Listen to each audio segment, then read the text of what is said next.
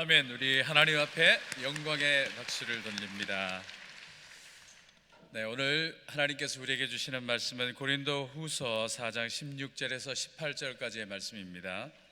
고린도후서 4장 16절에서 18절까지의 말씀, 제가 가진 성경 290면입니다. 우리 다 같이 합독해 보겠습니다. 그러므로 우리가 낙심하지 아니하노니 우리의 겉사람은 낡아지나 우리의 속사람은 날로 새로워지도다. 우리가 잠시 받는 환난에 경한 것이 지극히 크고 영원한 영광에 중한 것을 우리에게 이루게 함이니 우리가 주목하는 것은 보이는 것이 아니요 보이지 않는 것이니 보이는 것은 잠깐이요 보이지 않는 것은 영원함이라. 아멘. 네, 이제 심우진 목사님 나오셔서 고난의 이유라는 말씀 전하실 때 큰 은혜 임하시기 바랍니다.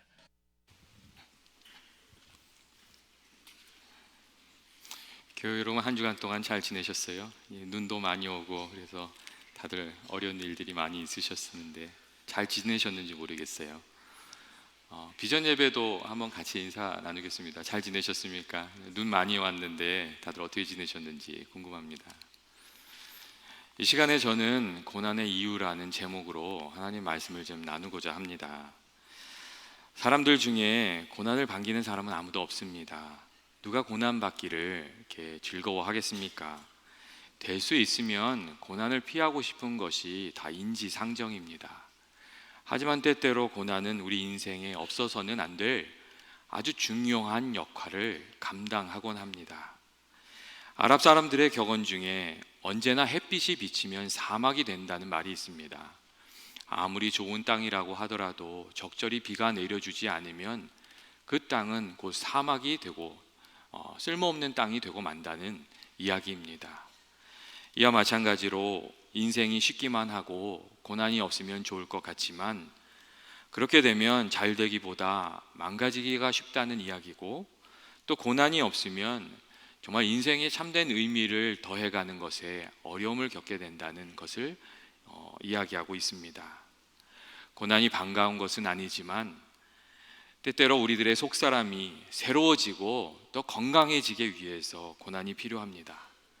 고난이 찾아올 때에 중요한 것은 주저앉아서 낙심하고 불평하고 탄식하는 것이 아니라 고난과 싸우고 또 고난을 통해서 배우고 또 고난을 통해서 우리에게 주시고자 하는 하나님의 뜻을 잘 분별해서 우리의 인생의 깊이도 더해가고 신앙의 깊이도 더해가는 것이라고 이렇게 말씀드릴 수 있습니다. 고난이 우리들의 삶 속에서 이루어내는 것들은 어떤 것입니까? 먼저 고난은 우리들이 하나님을 바라보도록 이렇게 이끌어 줍니다. 사람들이 평안하고 잘 될 때에는 하나님을 잘 찾지 않습니다. 인생이 순탄할 때에는 하나님을 잊어버리고 살고 내 힘으로, 내 지혜로, 내 능력으로 사는 줄만 압니다. 그리고 자기가 잘못하는 것도 잘 돌아볼 줄을 모릅니다. 그런데 고난이 우리들의 인생에 찾아오게 되면 자신의 부족함을 알게 되고 하나님을 바라보게 되는 것입니다. 성경을 보면 이스라엘 백성들이 그랬습니다. 이스라엘 백성들이 조금만 좀 부유하게 되고 풍요롭게 되면 하나님을 잊어버리고 교만한 마음으로 살았습니다. 그러다가 타 민족의 침략을 당하게 되고 고난을 당하게 되면 그제서야 깨닫고 회개하고 하나님을 바라보았습니다. 그리고 회개하면서 기도하면 하나님께서 또 긍휼히 여겨주셔서 그들의 죄를 용서해 주시고 다시 품어주시고 또 구원의 은혜를 이렇게 베풀어 주셨습니다. 그들은 고난을 통해서 하나님을 다시 찾을 수 있었습니다. 그리고 사사기 말씀을 이렇게 쭉 읽어보면 이스라엘 백성들이 세대가 바뀔 때마다 어떻게 그렇게 똑같은 잘못을 계속 저지르고 있는지 또 답답한 마음도 좀 듭니다. 이스라엘 백성들처럼 사람들은 평안할 때 하나님을 잘 기억하지 않습니다. 하나님의 도우심이 필요가 없다고 생각하면서 사는 것입니다. 그런데 인생의 문제가 찾아오면 건강의 문제가 생기고 직장의 문제가 생기고 자녀들의 삶의 문제가 생기면 그제서야 기도하게 됩니다. 새벽 예배 자리에 나오게 되고 금식하면서 기도하게 되고 또 마음이 겸손해져서 자신의 교만함과 어리석음과 죄악에 빠졌던 모습도 회개하고 하나님께 다시 나가게 되는 것입니다. 하나님께서 고난을 통해서 이렇게 어떤 일을 하십니까? 하나님께서는 고난을 통해서 우리에 대해 어두워진 이 마음을 깨우쳐 주시고 다시금 하나님 바라보게 하십니다. 사람이 얼마나 어리석은지 고난이 찾아와야 하나님을 바라보게 됩니다. 그리고 더 어리석은 것은 고난이 찾아와도 하나님을 찾지 않고 회개하지 않고 불평하고 원망하는 일만 계속하는 것이라고 말씀드릴 수 있습니다. 그렇게 되면 그 문제를 해결할 그 문이 열리지를 않는 것입니다. 하나님께서 때때로 고난을 사용하시는 이유는 우리를 하나님께로 이끌고자 하시는 것입니다. 우리는 우리에게 주어진 이 환난과 고난이 우리로 하여금 하나님을 다시금 찾도록 하나님께서 우리들에게 주시는 기회라는 것을 확실히 알고 있어야 됩니다. 둘째로, 고난은 우리를 변하게 하고 우리들의 속사람이 살아나게 합니다. 오늘 말씀을 보시면 그러므로 우리가 낙심하지 아니하노니 우리의 겉사람은 낡아지나 우리들의 속사람은 날마다 새로워진다고 말하고 있습니다. 사람이 참 신기한 것이 겉사람이 낡아져야 속사람이 새로워집니다. 겉사람이 건강하고 세상적으로 잘 될 때에는 사람들이 속사람에 관심이 없고 우리들의 영혼에 관심이 없습니다. 그저 세상의 욕망을 따라서 잘 먹고 잘 입고 잘 살면 된다고 생각하면 되고 자기 자랑을 앞세우면서 살고 세상의 욕망을 추구하면서 살아갑니다. 외적인 삶에만 관심이 있고 우리의 내면적인 삶의 영혼에는 관심이 없는 겁니다. 그런데 고난이 찾아오면 우리가 의지하고 자랑하던 이 겉사람이 무너지게 되면 그제서야 속사람의 관심이 이렇게 쏠리게 되고 주님께 기도하게 되고 교회에 나오게 되고 믿음의 씨름도 하게 됩니다. 그렇게 하다 보면 우리의 영혼이 깨어나게 되고 우리의 영혼이 속사람이 강건한 사람으로 세워지게 되는 것입니다. 하나님께서 고난을 통해서 무슨 일을 하시는 겁니까? 이 외면만 생각하면서 이 겉모습만 생각하면서 살아가는 사람들, 그 안목을 안으로 돌리게 하시는 겁니다. 그리고 속사람이 살아나게 하시는 것입니다. 하나님께서 고난을 통해서 우리들이 세상적인 안목으로만 살아가는 것이 아니라 영적인 안목을 가지고 살아가도록 이끄십니다.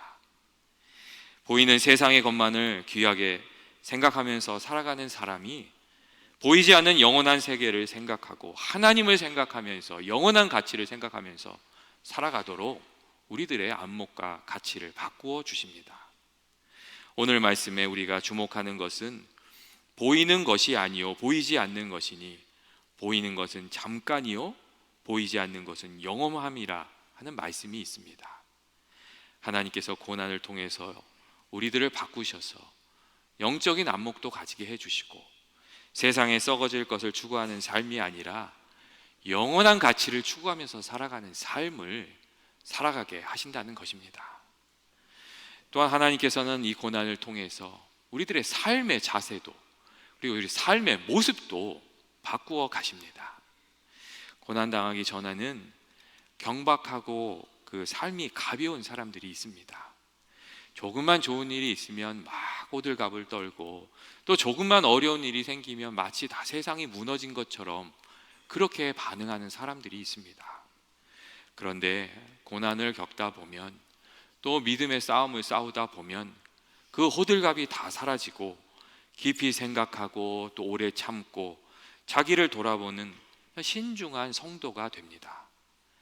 사실 성도는 좋을 때도 너무 좋아할 것이 없고 나쁠 때도 그렇게 슬퍼할 일이 아닙니다. 그 안에 하나님께서 함께하고 계시기 때문입니다. 좋은 일이 있을 때는 하나님께 감사로 찬송하고 또 어려운 일이 있을 때는 하나님의 신실하심을 믿고 무릎으로 나아가서 기도하면 되는 겁니다. 성도는 항상 마음속에 잔잔한 기쁨과 소망과 사랑이 있어야 되는데 그러한 것들은 이 믿음의 싸움을 통해서 고난을 이기면서 우리들의 삶에 주어지는 그러한 것입니다. 또한 고난을 통해서 하나님은 자기만 생각하던 사람이 이웃도 생각할 수 있고 또 헌신할 수 있는 사람으로 변화시켜 주십니다. 많은 사람이 자기가 고난을 당하고 나서야 고난 당하는 사람을 이해하고 함께 눈물을 흘릴 수 있는 사람이 됩니다. 경제적인 문제로 크게 어려움을 당해본 사람은 경제적으로 어려움 당하는 사람의 이야기를 들을 때에 같이 눈물을 흘릴 수가 있습니다. 또한 병실에서 크게 아파본 사람은 정말 병상에서 어려움 당하고 있는 사람을 마음 아파하고 또 병상에 찾아가서 위로하고 격려해 줄 수 있는 사람이 됩니다. 자녀들을 위해서 눈물을 흘리며 기도해 본 사람이 자녀들로 인해서 어려움 당하고 있는 이들을 긍휼히 여기고 그들의 기도 동역자가 되어줄 수가 있습니다. 우리가 고난을 당해 보아야 이웃과 고난 당하는 사람을 살필 줄 아는 사람이 되고 또 정말 이렇게 내려놓기 힘든 이 자기 중심성, 이기적인 마음도 내려놓고 이웃도 좀 살필 수 있고 또 섬김의 사람도 또 삶도 살 수가 있는 것입니다. 고난을 통해서 고난이 우리의 인격을 성숙함으로 이끌어가는 것입니다. 또 우리들의 삶을 잘 살펴보면 고난이 또 꼭 필요하다는 것도 우리가 생각하게 됩니다. 교우 여러분, 진주조개를 한번 생각해 보십시오. 진주조개 안에 어떻게 진주가 생기게 됩니까? 어느 날인가 그 살을 아프게 하는 모래나 이런 것들이 그 진주조개 안에 들어와서 이 진주조개를 막 아프게 하면 진주조개가 그 아픔 때문에 분비물을 막 뿜어낸다고 합니다. 그 분비물을 뿜어내서 자신을 찌르고 아프게 하는 그 모래 조각을 이렇게 잘 감싸게 만드는 겁니다. 그리고 그 분비물이 굳어지게 되고 쌓이게 되면 그 진주조개 안에 정말 귀한 진주가 만들어지는 것입니다. 그런데 우리들의 인격도 마찬가지입니다.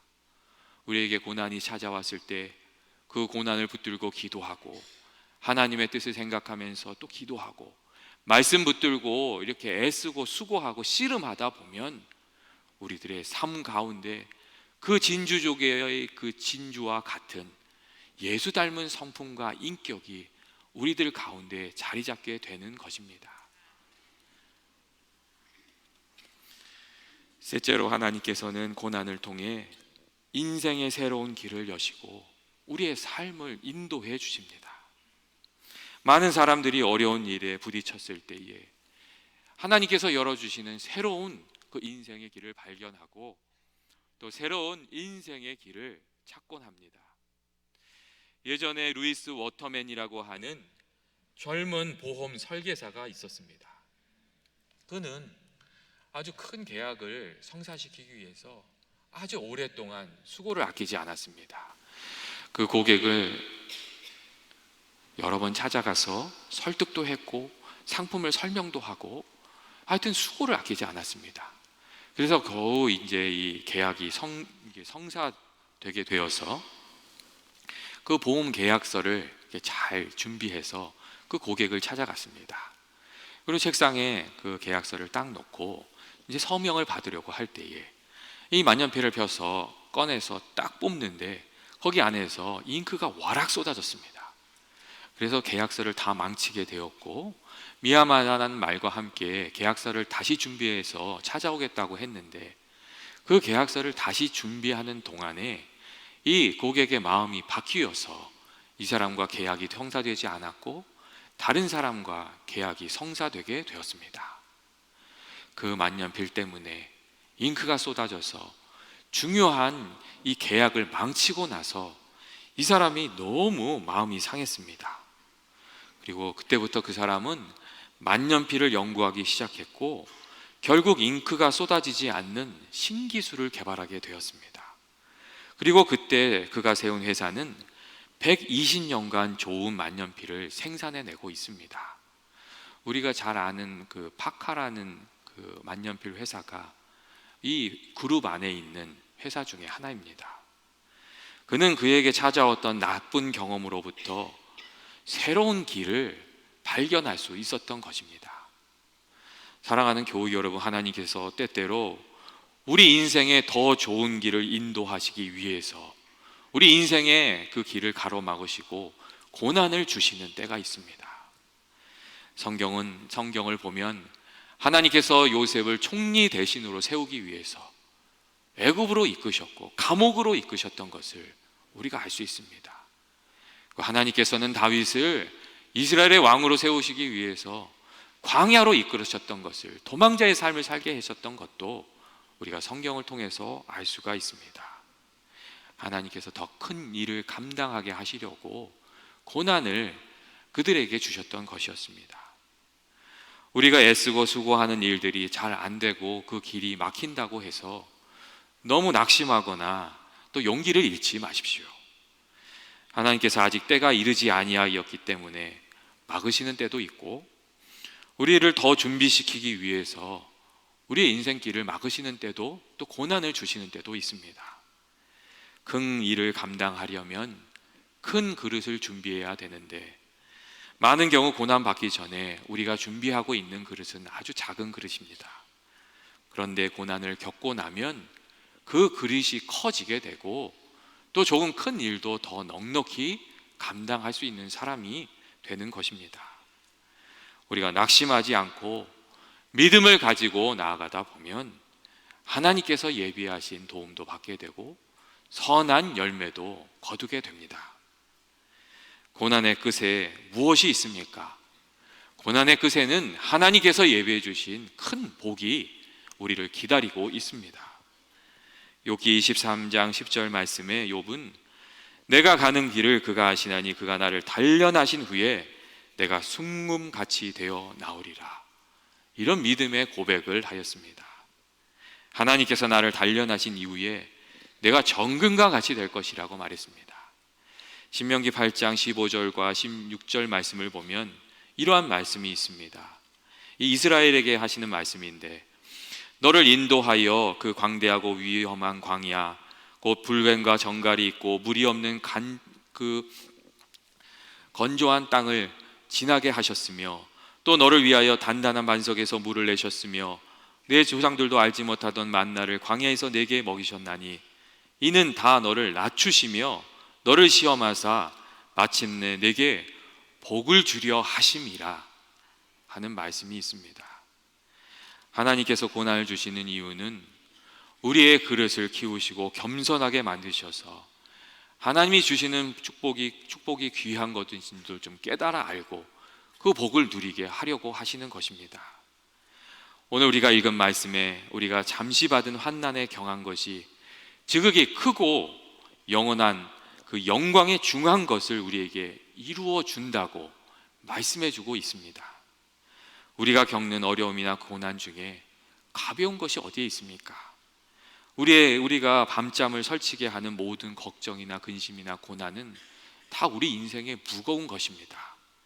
하지만 오늘 성경이 그 고난을, 그 걱정을, 그 환난을 가벼운 것이라고 말씀하는 이유는 그 고난을 통해서 하나님께서 우리에게 주실 축복이 비교할 수 없이 크고 놀라운 것이기 때문입니다.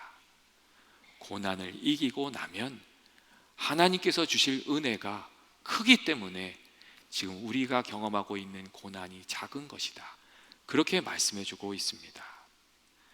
성경에 나오는 믿음의 사람들 중에 고난을 겪지 않은 사람들은 아무도 없습니다.